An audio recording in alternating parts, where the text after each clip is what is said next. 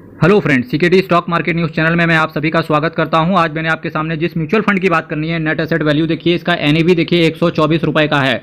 अब इस 124 का मतलब क्या हुआ? इस 124 का मेरे भाई मतलब हुआ है कि सपोज दैट आपने एसआईपी करी 1000 रुपये की, या लमसम किया 500 रुपये का, कोई भी केस ले लो आप, ठीक। 500 रुपये का आपने लमसम किया तो 500 का भाग दे देना किससे? 124 से, यानी कि 500 डिवाइडेड बाई 124, जो भी आपका आंसर निकलेगा, ठीक है, वो आपको यूनिट से अलॉट कर दिए जाएंगे। तो जब आप सेल करोगे ना तो यूनिट्स ही सेल होंगे, और जब आप परचेज करते हो तो यूनिट्स ही परचेज होते हैं। तो इस वजह से एनएवी की इंपॉर्टेंस बढ़ जाती है। एक साल में बात करेंगे तो 26.40% का सीएजीआर, और जबकि मैं बार बार सीएजीआर यहाँ पे बोलूंगा, इसका मतलब है कि म्यूचुअल फंड के अंदर रिटर्न आपको कंपाउंड होकर के मिलता है, ठीक है। अब कंपाउंड का मतलब क्या हुआ? कुछ लोगों के अंदर ये भी डाउट आ जाएगा। कंपाउंड का मेरे भाई मतलब होता है कि चक्रवृद्धि ब्याज आपने सुना होगा कि भाई ब्याज तो ले लेना, पर साधारण ब्याज हो, चक्रवृद्धि ब्याज ना हो, क्योंकि चक्रवृद्धि ब्याज बहुत ही खतरनाक चीज होती है।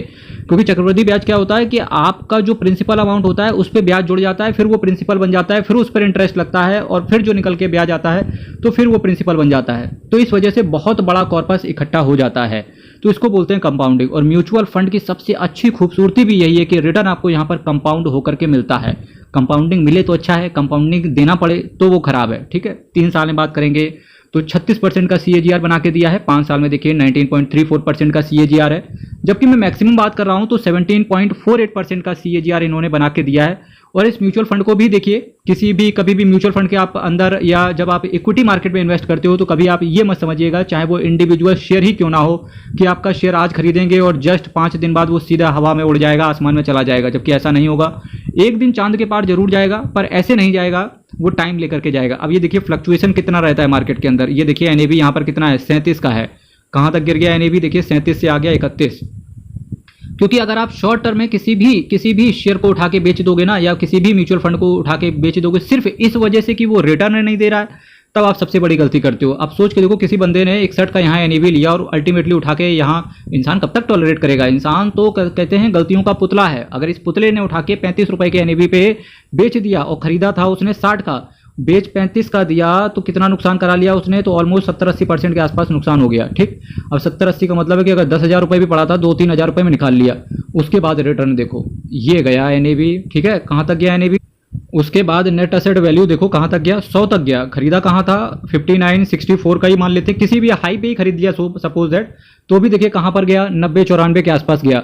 मेरे भाई, शेयर मार्केट हो चाहे म्यूचुअल फंड हो, नुकसान तब नहीं होता जब आपका फंड नेगेटिव में होता है। नुकसान तब होता है जब आप उसको एक्चुअल में उठा के बेच देते हो।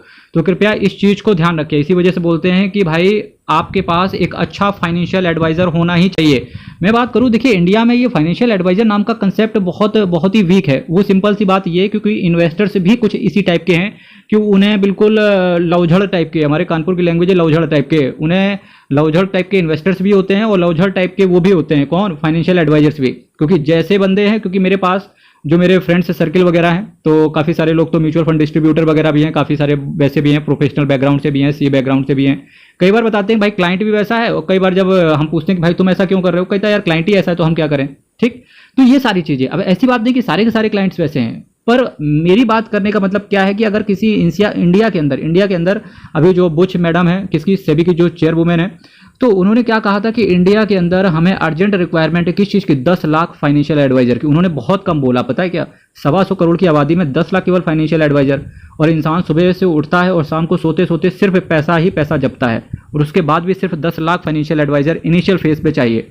वो सिर्फ लॉजिक क्या है मेरे भाई, कि ना ही इन्वेस्टर यहाँ पे फाइनेंशियल एडवाइजर को हायर करता है, और ना ही फाइनेंशियल एडवाइजर उसको उस तरीके का चीज़ें बताता है। तो ये दोनों में कॉन्फ्लिक्ट है, और ये तभी कॉन्फ्लिक्ट क्रिएट होंगे जब एटलीस्ट इन्वेस्टर को भरोसा होगा फाइनेंशियल एडवाइजर के ऊपर, और जो फाइनेंशियल एडवाइजर होगा वो इन्वेस्टर्स को अच्छे रिटर्न बना के देगा, और उसको किसी तरीके से, जैसे बोलते हैं कि गरीबी से निकाल के मीडियम क्लास फैमिली में डाल दिया, मीडियम क्लास फैमिली से निकाल के उसको अपर क्लास में डाल दिया।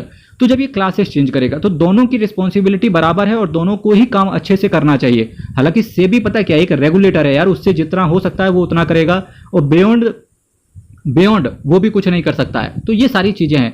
यही मैं बात करूँ दूसरी कंट्रीज के लाइक ताइवान की बात कर लेते हैं, ठीक है। इसके साथ साथ सिंगापुर की आप बात करो, यूएस की बात करो, ठीक है। इसके साथ साथ अगर हम लंदन फिलहाल तो बात नहीं करेंगे, दुबई में भी बड़ा अच्छा कंसेप्ट है फाइनेंशियल एडवाइजर का। वहाँ पर पता है 1 रुपये भी अगर इन्वेस्ट करना होता है बाहर, तो फाइनेंशियल एडवाइजर को सबसे पहले बुलाते हैं। एक मेरे जानने परिचित वाले हैं ताइवान में, तो उनका क्या हुआ कि सिंपल उन्होंने फाइनेंशियल एडवाइजर को किस लिए बुलाया था? उन्हें एप्पल्स के शेयर खरीदने थे, पूरा कंफर्म था कि एप्पल के शेयर खरीदने हैं। प्रॉपर फाइनेंशियल एडवाइजर आए, उनको एडवाइस किया, एप्पल के शेयर लेने थे। तो ये सारी चीजें हैं भाई। ये कंसेप्ट देखिए, कोई फाइनेंशियल एडवाइजर को हायर करना कोई बहुत बहुत तुरंत खां वाला सीन नहीं है। बस आपको एक अच्छा फाइनेंशियल एडवाइजर मिलना चाहिए, और इतनी आसानी से आपको नहीं मिलेगा। एग्जांपल के तौर पे आपको मैं बताता हूँ, बात थोड़ी बड़ी हो रही, कोई दिक्कत नहीं है। देखिए एग्जांपल के तौर पे मैं बताता हूँ आपको कि डॉक्टर पता है ना कि डॉक्टर आपके मोहल्ले में बहुत सारे डॉक्टर होंगे, पर आपको किसी एक डॉक्टर की ही दवाई सूट करेगी। ये बहुत जनरल टर्म में ऐसा देखा जाता है। हमको कुछ भी छींक छाँक कुछ भी होती है, छींक हुआ, कुछ हमको बुखार आया, तो हम तुरंत जाके एक अच्छे डॉक्टर के पास मिलने की चेष्टा करते हैं। पर जब हमारी फाइनेंशियल स्टेबिलिटी की बात आती है, हमको इन्वेस्टमेंट करने की बारी आती है, तो फिर हम यही सोचते हैं कि गली में मिस्टर रामलाल के पास जाएंगे और वो हमको चीज़ें बता देंगे और बस हमने इन्वेस्ट कर दिया। तो इस एरा से बाहर निकलिए, क्योंकि अगर ये नया भारत जब भी हम बोलते हैं तो नया भारत एक खूबसूरत भारत होना चाहिए, जहां पर कोई अगर इन्वेस्टमेंट कर रहा है तो उससे उसकी फाइनेंशियल स्टेबिलिटी बिगड़नी नहीं चाहिए। तो वैल्यू रिसर्च ने इसको 4 आउट ऑफ 5 रेट किया है। होप्स हो कि इस चीज़ से, इस तथ्य से आपको कुछ सीखने को मिलेगा।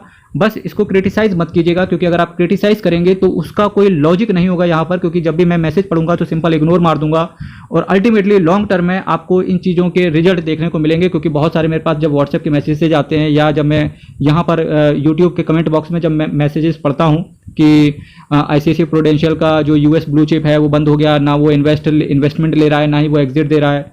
ठीक है, आदित्य बिरला का जो सुकन्या वाला, जो आदित्य बिरला का बाल भविष्य योजना है, SBI का जो चिल्ड्रंस प्लान है, वो जो बंद हो गया, ना वो इन्वेस्टमेंट ले रहा है, एग्जिट नहीं दे रहा। तो जब ये सारी चीजें क्रिएट होती है ना, तब इन्वेस्टर्स को एहसास होता है। तब वो पता है गाली किसको देता है? वो गाली सीधे देता है कि भाई शेयर मार्केट बेकार है, शेयर मार्केट सट्टा बाजार है। भाई शेयर मार्केट सट्टा बाजार नहीं है, ठीक है, क्योंकि शेयर मार्केट से ही लोगों ने पैसा बनाया। पता है सट्टा किसने खेल दिया? सट्टा आपने अपने ऊपर खेल दिया। इस चीज को थोड़ा सा डिफरेंस आपको समझ में आ रहा है ना? ये डिफरेंस समझिए आप। इन फंड मैनेजर को आप मेरे से रात को 12 बजे भी पूछोगे ना, तो भी हम इनका नाम बता देंगे कि भाई डिलेन पिंटो साहब। ये पहले IDFC फर्स्ट के नाम से, एसेट मैनेजमेंट कंपनी के नाम से आप इसे जानते थे। फिलहाल इसका नाम चेंज हो गया है। किसका नाम हो गया अब नाम इसका क्या हो गया है? बंधन एसेट मैनेजमेंट कंपनी के नाम से आप इसे जानते हो। डिलेन जिरार्ड पॉल पिंटो साहब आपके पैसे को मैनेज करके चल रहे हैं। इनका क्वालिफिकेशन, इनका एक्सपीरियंस आप बहुत अच्छे से देख सकते हो। 3 महीने में देखिए 5.83% का एब्सोल्यूट रिटर्न, 6 महीने में देखिए 21.78% का एब्सोल्यूट रिटर्न, 1 साल में देखिए 23.13% का एब्सोल्यूट रिटर्न। 3 साल में देखिए इन्होंने 1 लाख रुपए को 1,53,000 रुपए बना दिया। 5 साल में 1 लाख रुपए को 1,49,000 रुपए बना दिया। 10 साल में देखिए 1 लाख रुपए को 5,15,000 रुपए बना दिया। और इस 1 लाख रुपए में मैंने इस कैपिटल को इंक्लूड नहीं किया, यानी कि 5,15,000 प्लस 1 लाख कर दोगे तो टोटल आपके अकाउंट में पड़ा होता कितना? 6,15,000 रुपए। तो ये सोच के देखो कितना बड़ा डिफरेंस क्रिएट हो जाता है अगर आप पैसे को लॉन्ग टर्म के लिए मैनेज करके चलते हो। रिस्क म्यूचुअल फंड के अंदर अगेन मैं बोल रहा हूं, दिल से आवाज आनी चाहिए। रिस्क कैसा है? रिस्क वेरी हाई है, ठीक है। और Bandhan sterling value fund direct plan growth की मैं आपके सामने चर्चा करके चल रहा हूं।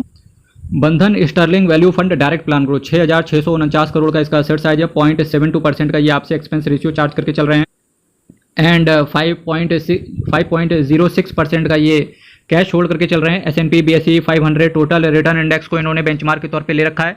मेरे भाई जिस दिन ये S&P BSE 500 2% से ज़्यादा का गिर जाए तब बेस्ट टाइम रहता है इस फंड के अंदर। जितने भी लोगों के पास ये पैसा, इस फंड के अंदर पैसा पड़ा हुआ है कि लमसम करने के लिए अगर विचार कर रहे हैं, तो जब ये S&P BSE 500 total return index, ये बेंचमार्क है, आपके पास जिस भी ब्रोकर के पास अकाउंट है तो शेयर वाले कॉलम पे जाना, वहाँ पर आपको ये बेंचमार्क दिख जाएगा। जिस दिन 2% से ज़्यादा के गिर जाए आप इसमें लमसम कर सकते हो। प्लान आपका ग्रोथ है जो कि बहुत अच्छा है। 1 साल के अंदर निकलने की चेष्टा करोगे और 10% से ज़्यादा की यूनिट बेच दोगे, ये दोनों कंडीशन फुलफिल होनी चाहिए, तो आपसे 1% का एग्जिट लोड पड़ जाएगा। अब बात करेंगे किन किन सेक्टर्स में आपका पैसा पड़ा हुआ है। देखिए financial, automobile, health care, energy, consumer staples, capital goods, services, technology, metals and mining, cash hold करके चल रहे हैं। Material, construction, textile, insurance, chemicals, consumer discretionary जैसे कुछ दिग्गज सेक्टर्स में आपका पैसा पड़ा हुआ है। इसके साथ साथ अगर मैं बात करूँ axis bank, ICICI bank, HDFC bank, Jindal steel, ये सारे शेयर्स हैं जहां पर आपका पैसा पड़ा हुआ है। इन शेयर्स की वजह से ही आपको इस फंड ने रिटर्न बना के दिया है, ठीक है। Jindal steel and power, CG power and industrial solutions, ITC, magma Fincorp, Reliance industries, state bank of India, KEC international, NCC limited. KEC international आप अपनी वॉच लिस्ट में डाल के ऐड कीजिए, बहुत कुछ सीखने को मिलेगा, क्योंकि इस फंड ने, इस शेयर ने एक्चुअली बड़ा अच्छा काम किया है। क्या काम किया है? इन्होंने एक्विजिशन को भी बढ़ाया और कैपिटल एक्सपेंडिचर भी किया, जिसकी वजह से अभी शेयर पिछले 6 महीने से बिल्कुल एक ही रेंज में घूम रहा है, कोई रिटर्न नहीं दे रहा। और देखना कभी 1200-1300 के ऊपर निकल जाएगा, पता भी नहीं चलेगा। NCC limited, Cipla limited, TCS, VRL logistics, UNO Minda, Indian hotels, IndusInd bank, ICICI Lombard, NTPC, HCL technology, green panel industries, Bosch limited, Avanti feeds, Sun pharmaceutical, bank of Baroda, Hero MotoCorp, Radico Khaitan, दरामको cement, Tata Motors, Godrej consumer, इसके साथ साथ ONGC, oil and natural gas corporation limited, graphite India, Lupin limited, Suzlon energy. देखिए सुजलॉन, शायद ही किसी को ना पता हो सुजलॉन एनर्जी के बारे में, अदरवाइज सबको पता होगा सुजलॉन एनर्जी के बारे में इस समय, है कि नहीं भाई। Gujarat gas, Deepak nitrite, Zensar technology, KPR mill, doctor Reddy's laboratories, tech Mahindra, Mahindra and Mahindra, EIH limited, Hindalco industries, Kirloskar ferrous, Bharat forge, V mart retail, Laurus lab, Nuvoco vistas, MAS financial services limited. जैसे कि मैंने कहा कि भाई साहब पहले ये IDFC असेट मैनेजमेंट कंपनी हुआ करता था, अब इसका नाम हो गया है बंधन असेट मैनेजमेंट कंपनी। 1,26,048 करोड़ का इसका असेट अंडर मैनेजमेंट है और टोटल 159 स्कीम के साथ ही आते हैं। ठीक है, इस 159 में से आज मैंने आपके सामने एक स्कीम की चर्चा करी।